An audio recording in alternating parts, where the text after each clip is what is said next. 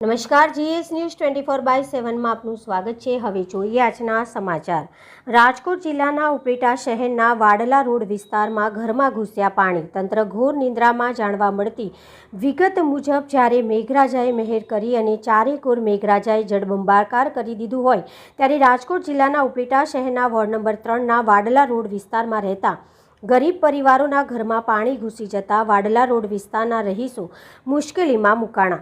Vadla road વિસ્તારની આપણે વાત કરીએ તો આજે છેલ્લા ઘણા વર્ષો થયા ઉપલેટા નગરપાલિકા કે અધિકારીઓ દ્વારા આજ દિવસ સુધી વાડલા રોડ પર પ્રાથમિક સુવિધાઓ પણ નથી અને કોઈ જવાબદાર સરકારી તંત્ર દ્વારા આ બાબતે વાડલા રોડના પ્રશ્નોનો આજ દિવસ સુધી કોઈ ઉકેલ લાવ્યા નથી, જેના પગલે જાણે વાડલા રોડવાસી જાણે ભારતના નાગરિકજન ન હોય તેવું વલણ ઉપલેટા નગરપાલિકા દાખવી રહી છે, જેથી વાડલા રોડ વિસ્તારના કોળી આગેવાન કિશોરભાઈ રેબડિયા તથા બીજા રહીશોની માંગ છે કે આ બાબતે તંત્ર પોતાની જવાબદારી સ્વીકારી ઘટતું કરે તો વાડલા રોડ વાસીઓ પણ આમ પ્રજાજન જેવું જીવન જીવી શકે તેમ છે। હવે જોવાનું એ રહ્યું કે આ બાબતે તંત્ર શું પગલાં લેશે।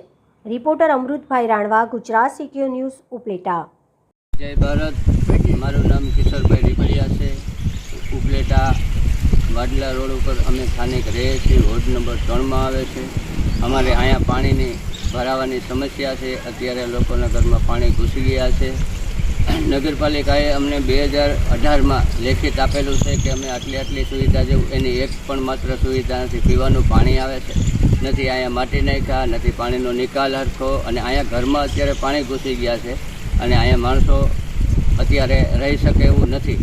તો તંત્ર ધ્યાન દેતું નથી, અમારામાં કોઈ અધિકારીઓ ધ્યાન દે। અને અહીંયા નગરપાલિકામાં તો અમે રજૂઆત કરીને થાક્યા છે, અનેક વાર રજૂઆત કરેલી તો અમારું સાંભળવામાં આવતું નથી। ડેપ્યુટી સાહેબને પણ અમે ફોન કરેલા છે, અમારું મુખ્યમંત્રી સુધી અમને રજૂઆતો કરેલી છે। ઘણી કાગળની અંદર 1.5 મણ કાગળ આવા રજૂઆત કરેલા મારી પાસે મોજૂદ પડ્યા છે। એ ઉપરાંત અમને અહીંયા શૌચાલય બનાવી દેવાનું કીધું તો હજી પણ અમારી શૌચાલય નથી બની। અત્યારે અમારે શૌચાલય જવામાં પણ ભાઈઓને, બહેરાઓને, છોકરાઓને તકલીફો પડે છે કે નથી ખાડો બુરાણો, પાણીનો નિકાલ કોઈ રીતથી અમને કરાવવો।